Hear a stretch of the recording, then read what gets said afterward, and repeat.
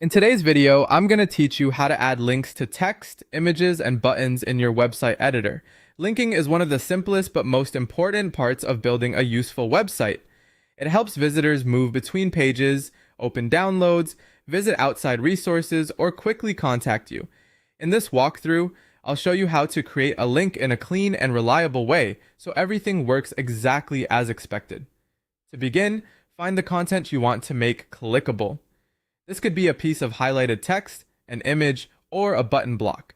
If you're working with text, select only the words you want visitors to click. If you're using an image or a button, simply click that block to select it. Once your content is selected, look for the link option, usually shown as a chain icon, and click it to open the linking settings. Next, choose the type of link you want to use. This is where you decide where your visitor will go after clicking. If you want to send someone to another website, choose the URL option and enter the web address.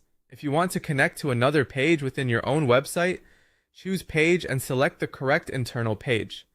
If the goal is to let someone download a document such as a PDF, choose file and attach or select the downloadable file.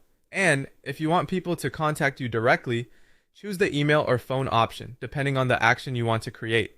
As you set this up, make sure you choose the correct target for the purpose of the link. Internal navigation should usually point to a page on your own site, while outside references should use a full external URL. Taking a second to double check this helps avoid broken links and improves the user experience. If your link is going to an external website, turn on the Open in New Window option. This is a helpful setting because it keeps your website open in the visitor's original tab while the outside content opens separately. In most cases, that creates a smoother experience and makes it easier for users to return to your site afterward.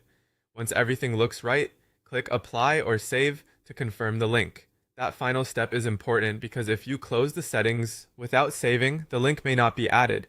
After saving, it's always a good idea to test the link and make sure it opens the correct destination. That's all it takes to link text, images, and buttons in your editor.